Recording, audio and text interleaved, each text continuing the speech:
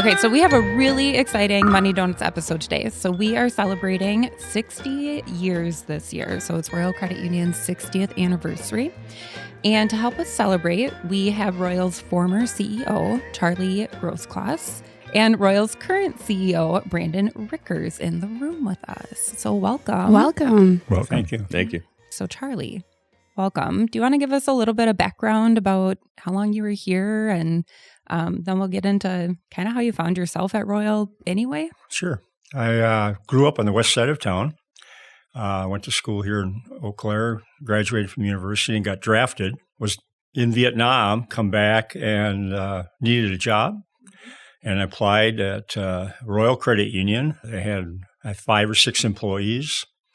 And I started in the collection department there. I worked there for 40 years. So it was a great experience for me. I really enjoyed my job and people that worked there, like Brandon, for example.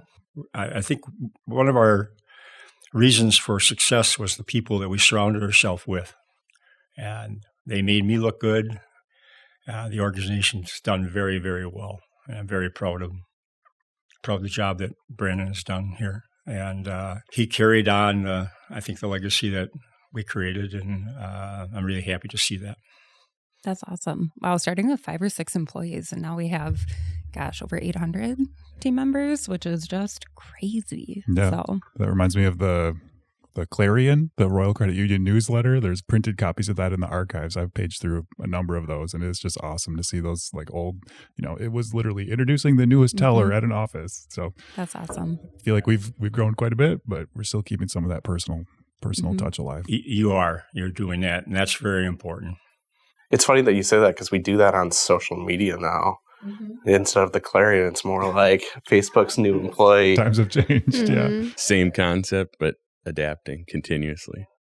And those are still, get the most engagement. People love by those far. posts. Yeah. So it's kind of cool to see different contexts, but people still love it and it's important to them.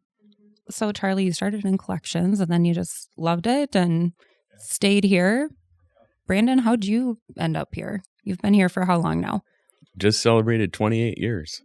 So I also grew up on the west side of town. I've been a west sider my whole life. I went to school then at UW-Madison for the first couple of years in engineering, but then decided to change the business, transfer back to UW-Eau Claire. Because I was getting a finance degree, I thought it'd be good to get into the financial world. And so I took a part-time job at our Gulf of 93 location back in 1996. And when I graduated from UW-Eau Claire with the finance degree, we happened to be opening up our call center at the time.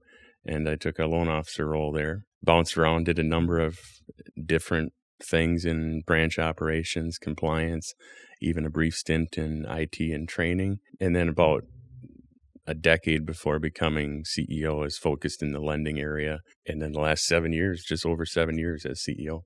Wow, that's crazy. I have a great story about Gulf in 93. I wanted an office on the south side because our penetration levels were really low on the south side of Eau Claire. And I wanted to open an office 7 days a week, which was kind of controversial. The chairman of the board at that time, had been president in a very short period of time, put his hand on my shoulder, walked out of a meeting. I had got an approval for the office. And he put his hand on my shoulder and he says, if this doesn't work out, you won't be around. So we had a little pressure. No pressure, yeah. And it did work out really well. And I think it put us on the map. We wanted to be there available for people longer hours than most banks or financial institutions have. And it worked out real good. When I worked there, it was half the size it is today. So yeah, isn't that something? It has grown, largest branch today by transaction. So good example too. Credit unions doing what we do, right? Serving their members, being accessible. Yeah, we're always doing the right thing. I love it. So Brandon and Charlie, did you guys work together at any time? Did your paths cross or not necessarily? We did. We crossed paths quite a bit, in fact. I'm trying to think, what was your final year? Let's see, the 2012. I retired in 2012, yeah. And this building was opened up in 2005, 6, somewhere right in there. Yeah, I know it's on the plaque outside. Yeah. So So for sure, from 2006 to 2012, I was on Charlie's team and lending area. So I think that was a really key for us at RCU, is getting people that were involved in the community, really understood, the member concept of a credit union, to give good service, go out of their way. I remember one day we had a call. This is before ATMs. Somebody had a tragedy in their family, and they had to fly out to California. They didn't have any money. And they called one of our offices. It was on a weekend. Of course, no answer, so I got a phone call. And I think we took money out of my account, cash, and the employee took it down to Rock Falls, gave it to the people so that they could go on their trip, which I thought was a fantastic service. Excellent. Wow. Yeah. It's amazing. Yeah. I love those feel-good stories. Yeah. We had a lot of them. Yeah. I think we still do. I was going to say know? that's something that we've certainly carried on the tradition, that member-centric focus, and we get to hear a lot of stories like that from time to time. This is one of my favorite questions, I think, on here. But what was the journey like for both of you? So you both started at the credit union. Brandon he had a finance degree. He figured should probably try that out, actually. You needed a job after serving the country. What'd the journey look like to CEO? Was it instant, or did it just kind of over time you're like, yeah, I kind of want to do that? I got hired in collections. I didn't know what collections was. I just kind of fell into it. I really loved working with people, loan officer, branch manager, expanding our charter, be involved in the community, the politics, which you have done also, Brandon, with the Wisconsin Credit Union League. And that was our educational source back then. That's where we learned. We both went down the same path, basically. Yeah, very similar, I would say, because certainly when I started as a part-time financial sales representative opening accounts, I didn't necessarily see credit unions as my career, but loved the culture, loved the member-centric feel, certainly loved the peers working with the other folks, and just all around making a difference day in and day out for so many different people. And that kind of just kept me here for 28 years. And to your point, I didn't really think about CEO until, maybe 5, 6, 7 years before becoming CEO, because up until that point, it's like just learn the job I'm doing, get good at the job I'm doing, and help as many people as I can. People fall into credit unions. I don't know. I definitely did. Yeah, right? Well, gosh, we worked in sports together before this too. We did. So, but it's I don't know. It's just always interesting to me. I know I started when I was 18 as a teller and almost got fired from that job. Realized I really liked it and got really good at it. And who would have thought that I'm going to be 30 in a couple days, that I'd still be in credit unions and really not want to do anything else. So, well, you were 2 years old when I started. Whew. I'm getting old, Charlie. I also got my start at the Gulf in 93 branch, before coming here. But what advice would each of you give young professionals, whether in or outside of the credit union industry, who are looking to build their career?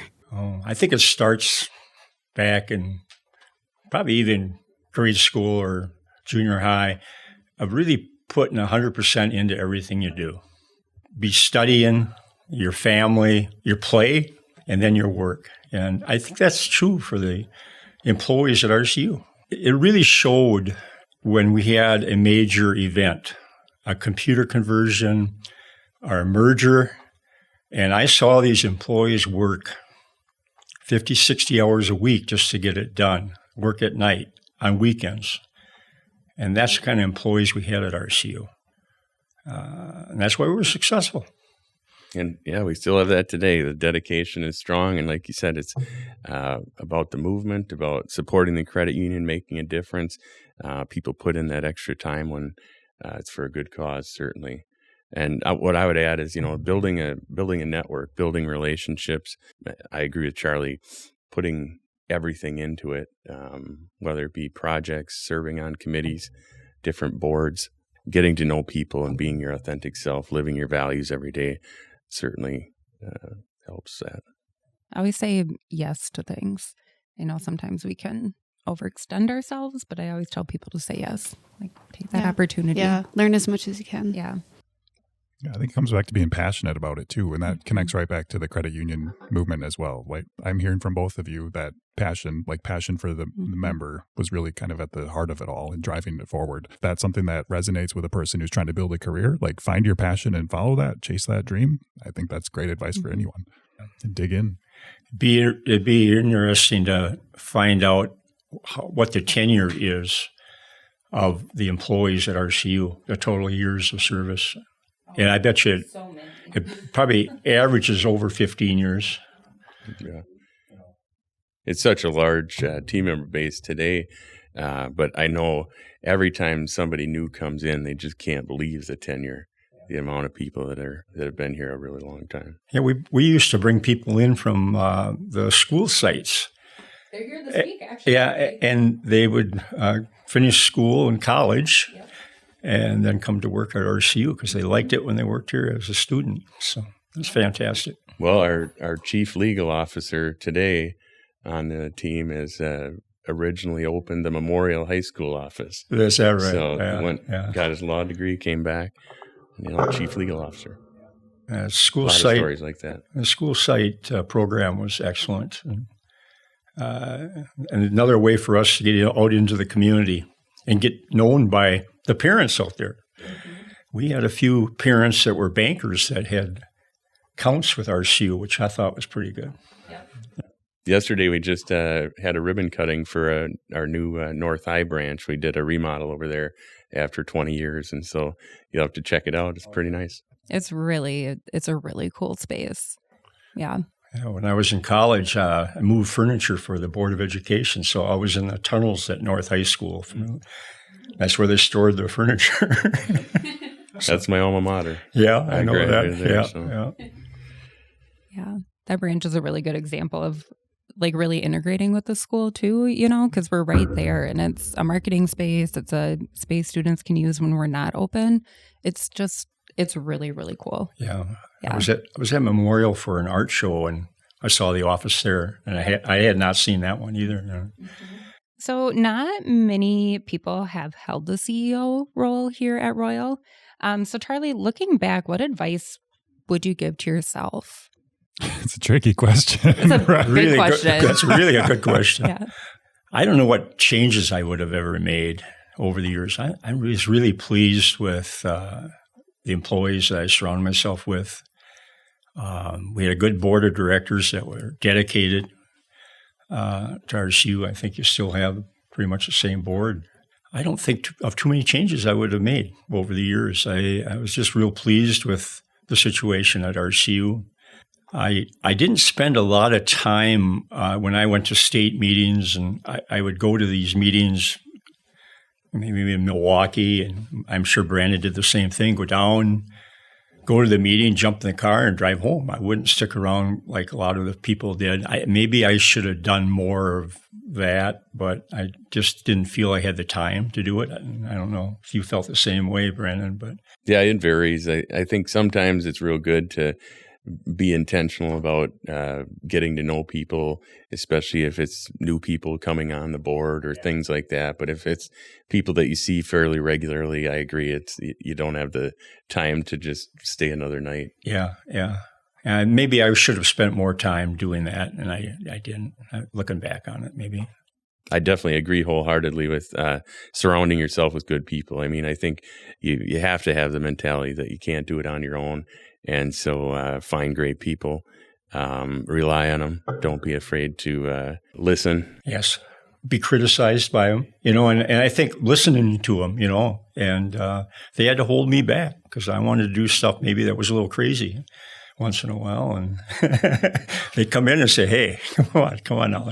Let's talk about this. We always knew when Charlie came back from a conference, there'd be a stack of papers of new ideas that we would be able to sift through. Well, this office location, I was really sold on that from day one. I grew up on Eau Claire, like I said before, and I knew what would happen. This area of downtown was in pretty rough shape. And I thought RCU coming down here would be a good thing. It would really help the development, and it did. Mike Schatz and his team at the city did a fantastic job with this whole thing, and it's just wonderful to drive down here and see it. and enjoy those beautiful bike trails and the theater, the new theater, and the Children's Museum. It's fantastic. Yeah, the choice of this building certainly transformed the downtown. Your vision there was, and the partnerships that were made and the number of meetings that you had to attend to fight that was incredible. But my wife saw me more on TV than she saw me at home. So, but I remember trying to convince the management team. It took a while to convince them. I think we made the right decision. I know that's one of my favorite stories to tell people about how we got down here and how vital that was in the regrowth of the downtown area and just really changed the community. It's really cool. Yeah, it is. You see a lot of younger community now, which is fantastic. Yep. I know you can kind of see up here too, our area downstairs is right in front of the river. And so we see all the time in the summer, the tubers, and they're filling things up and people are going fishing. And it's really cool to know that Royal had a part of making that happen, that people are down here and utilize it and love it. And it's awesome. And when I run into people, on pickleball court or downtown, and they know who I am, they always thank us for what we did, which I think is great. Yeah. We have a whole Royal pickleball set in the merchandise store. We have to get one for Charlie now. Yeah. Figure out how to order that. I did not know that. I didn't know this either. I didn't either. Brandon, do you play pickleball? I have not yet. Well, let's play. All right. You're on. Next episode, that's what's going on. It's an official challenge. We lived down in Naples during the winter, and then about maybe 3 blocks from our house is 65 pickleball courts. Oh, wow. And that's where they play the U.S. Open pickleball tournament. So we go over and watch these international players that are fantastic, just fantastic. It's a great sport, especially for people my age. We can play where tennis would be pretty tough at my age. So I enjoy it. Yeah, thinking about your careers, shifting gears a little bit. So thinking about your careers, is there anything that you identified as an accelerator or like something that really pushed you forward in either of your careers, took it to the next level? Or maybe it didn't happen all at once. Maybe it was just a gradual process. I think being on the edge of innovation, my predecessor was one of the first financials in the United States to pay interest on checking accounts. And he was a visionary, and I don't know if you knew him, Brennan, but John Thompson, and he started the credit union. He worked at Uniroyal, and they wanted to start a credit union, and he was the first manager. But he was always on the cutting edge of stuff, and we carried that through. I mean, ATMs, for example, I think we're the first financial to have ATMs in the community. Yeah, that really resonates with you're leaving the conferences to get back and do the things that you were excited about doing. Right. Stack of papers in hand. Yeah. Yeah, you had the bar set pretty high for you then. But I think about the early stories of John Thompson with how, gathering up almost 100 people and forming the credit union and just launching it out of a closet essentially. Yeah. And then what it's become today. I mean, just laying out that vision way back then, just incredible. Yeah, he was a real visionary. He could have done a lot more, I think, on the national level if he would have been able to, but he didn't have the time. I have kind of an off-the-cuff question. So, Royal has we've grown a lot over the years, right? That's obvious. And it's something we're still doing. We're growing. We can offer more. We can serve our members more. I think we hear members get a little nervous about that sometimes. They're like, I don't know, you're getting really big. I'm not sure, how to feel. Charlie, what would you tell people? Like seeing, you started when Royal was very small compared to where we are and have watched us grow into an organization who I think still holds those same values and cares about the member. But I don't know. Do you have anything to add or wisdom to share on that? I think it comes from the employees. I think the people of the community recognize you care about them and you're concerned. You want to give good service.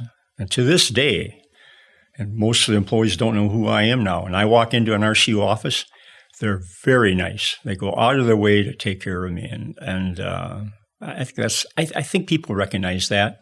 And the bigness, I think is a small thing to them. RCU if it stays involved in the community, in the communities they serve, I think will continue to grow and do well.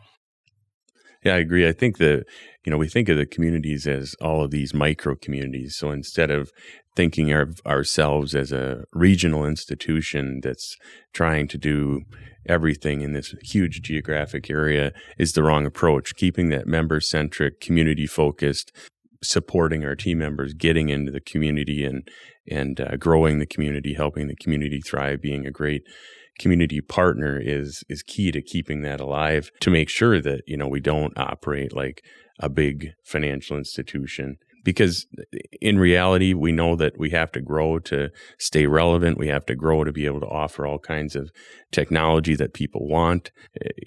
We need the growth, but we need to stay thinking small along the way. Yeah, we're competing with the big boys. So we have to have the technology and all these other services that they have, or even better. And that's tough. But we've done it. And again, because of the people we surround ourselves with. Brandon, I like the way you said that. I think it's interesting to think about it. Yep, we're getting bigger. It offers the opportunity, but we still have those offices in those communities, and those are what Royal are, right? It's not necessarily this huge thing. It's those individual offices and those individual people that work in all of them that you get to know and build relationships with. What's nice to see is we continue to have that member contact, but like our advertising, your marketing now is very professionally done. Mm-hmm. And that's important. That's what you're competing with the big boys. And you're doing it. You're doing it. Your advertising is really well done. And, I'm on YouTube quite a bit, and I see it there. And we even brought back some members that did ads for us, 20, 30 years ago, and are still doing it, which is great. And you bring up a good point. You're on YouTube. There's so many different channels to reach people nowadays, and we have to be in all those areas. Yeah, and you are. Brandon, I promise I didn't pay him to do that. Okay, I've been waiting to ask this question, and we can ask more. But this is the kind of stuff I love. Do either of you have any fun stories of Royal, like history or, past, present, anything fun you want to share, or things people might not know? Charlie's like, I have a lot of them. Which one shouldn't be shared? We can always cut them, Charlie. Yeah. There were a lot of things that went on up in the fourth floor that you probably shouldn't know about. Well, when we built the building, the first thing they did when they finished this floor is put a refrigerator in my office.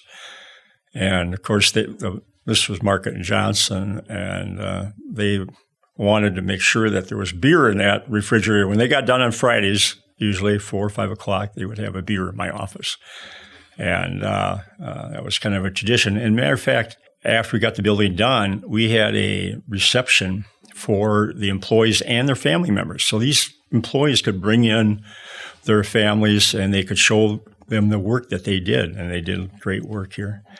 And I had a Mark & Johnson employee gave me a pouch for a gun to use for hunting, and he made it by hand for me. He wanted to present it to me. He was so proud of working for Mark & Johnson and with RCU. What kind of funny stories you got, Brandon? Well, since I'm still working, I don't know if I should really be telling mine. It's easy when you've been retired for a decade. They can't fire me, no. What is a good way to motivate team members to do their best? Yeah, I think, again, going back to that making a difference, when you're hiring people for alignment to the purpose and values, you're finding people that are motivated by creating a positive impact in the lives we touch, making a difference, those types of things. Then it becomes easy because, as we've talked about, we're a member-centric organization, and hiring people that are aligned to those values. And so then it's just doing the right thing and being there for our community, being there for our members. And it's kind of a self-motivating operation then. Started way back when, remember the 10-foot rule we had? Yeah. And I worked for Wholesome Bakery when I was in college. And I got to know Kerm Walker. Remember, Kerm's had a store down on Water Street. And he had a 10-foot rule. That's where I learned it. And he said if an employee is within 10 feet of a customer or a member, you say hi. Give them eye contact. Say hi. Anything I can help you with? Go into Menards today. Walk around, look like you don't know what you're doing. And somebody will come up to you and say, can I help you? Mm-hmm. I had a person at Menards a few weeks ago take me from one side of the store to the other side of the store. And I said, you didn't have to do that. And he says, no, I want to do this. I want to do this. I want to make sure that you're happy. And that's the kind of employees we see at RCU. Right. I never knew you stole that from Kerm Walker. I did. I did. Thought that was a Charlie original. Yeah. No. See, the true secrets are coming out. Do you guys have any questions for each other? How do you like your job? Love it. Good answer. A lot has changed, though, as you know. Oh, yeah. I see that. It has to change. Right. Well, as we were coming in here, Charlie was asking, what does the hotel space mean? What is that for? And so I was explaining, because, remote work wasn't really a thing pre-pandemic. I mean, there was maybe a few roles where you're working remote time to time, but now there's a lot more.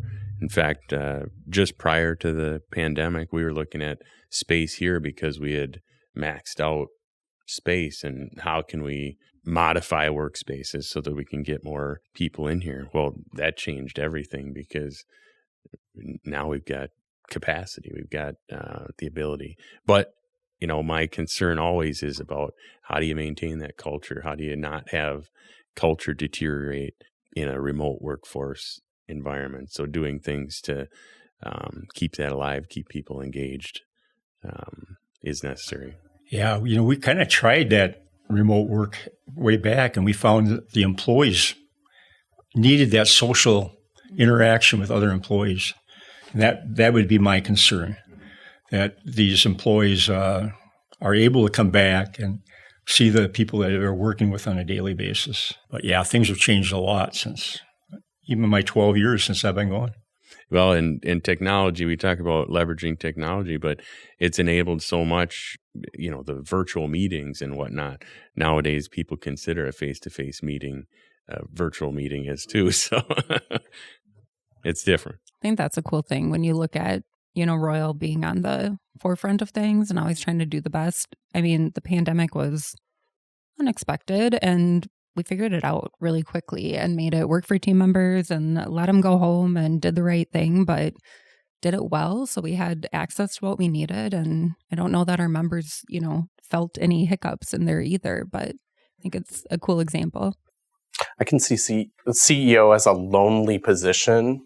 Is it, who do you bounce ideas off of? Who do you go to? Do you go to other CEOs? Do you reach out to other people? It certainly can be lonely, as you said, and I think having that strong connection with other CEOs is critical, because that is a safe space where you can bounce ideas or share thoughts or just rant. But the pandemic is a great example of that. Nobody had a playbook for that. Nobody knew exactly how to handle that. And so people that had strong networks and people that they could go to were much more successful than those that were operating more on an island. I remember I was part of a Wisconsin network. I was part of a Minnesota network. I was part of a national network that met fairly regularly during that time frame, because many heads are better than one in a time of crisis. It goes back to building that network of trusted people is very important. Another important person in your life when you're a CEO is your spouse. And they have to do things most spouses don't, and that is attend a lot of meetings. They're dealing with board members, spouses. My wife did a wonderful job with that, working with those people. And they have to understand that, there's going to be long days, weekends sometimes where you're gone, you're traveling, especially if you're involved in the state and national level. And we both were. Yeah, I was going to say, I agree wholeheartedly. And, before taking this role, I even said it's a two-person job. It definitely takes two, because either you're involved doing it or you're home taking care of stuff at home. because you're gone. So They almost have to love it, just as much as you do when you're in that position. I know Emily comes and volunteers at Test Drive and stuff, and it's always cool to see that involvement and be like, oh, she really cares about what we're doing. She wants to be here. So, yeah. Do you have more questions? I feel like We have time for an apple fritter question. That's the real question here, Charlie. Oh, gosh. Buckle How up. do you feel? How do you feel about apple fritters? Apple fritters. I like them. Yes. It's a hot debate on this podcast. Let me tell you, they're my favorite. I think you did a great job. Brandon, how do you feel about apple fritters? I like apple fritters. Yes, I knew it. How do you feel, Steve? I feel like I got to look for a new credit union now. One that doesn't like apple fritters. My staff used to keep me in gummy bears. Remember that? Yeah. We didn't even share what your computer gift when you were leaving was. Oh, etch and sketch. Yeah, we had an upgrade at RCU, a major computer upgrade way back when, and they brought in an etch and sketch for me, and this is what you're going to handle, and all you have to do is shake it to clear it, So yeah, I wasn't too computer literate. I hear we have a really special event coming up next week. So this episode will be out before that on Saturday, October 12th. Mm-hmm. 12 to 3 p.m. 12 to 3. What can people do? Yeah. Of course, there's a lot that we've been reflecting on over the last 6 decades with Brandon and Charlie here. So next Saturday, we will be at the Brewing Project for a really fun 60th anniversary. There's going to be a special Royal Brew, which I don't know if we know the name of yet. We don't. It's going to be a surprise. You'll have to come and check it out. But Charlie, will we see you there? You bet. You betcha. Yeah. Good. Love it. Yeah, so that'll be really fun to get together with previous Uniroyal employees, previous CEO, probably other team members that have retired and maybe just don't work here anymore. So some board members are coming. Board members. Retired board members. That's amazing. Yeah. So it'll be a really fun day. I know there's picture boards our team's been working on, so there'll be some memories to be seen, and it'll be a really awesome time. A lot of food trucks, friends of the past, live music. Good time. Yeah, big party. And beer. And beer. Can't go wrong, right? Call back to that little fridge with the Merck and Johnson Right? guys. Yeah. It's coming full circle now. Yeah. Full circle. It's all making sense. Very cool. Oh, and if you're listening to this after the party, you definitely missed out. But I'm sure there are pictures and videos so you can feel like you were there. Alexis, if people like Money Donuts, what do they do? Yeah, like and subscribe on YouTube. Follow us on Instagram at Money Donuts. We have a new Instagram account over there, and follow along for more fun episodes. Yay. Thanks for joining Thank you. us. Thank you. Thanks for having us.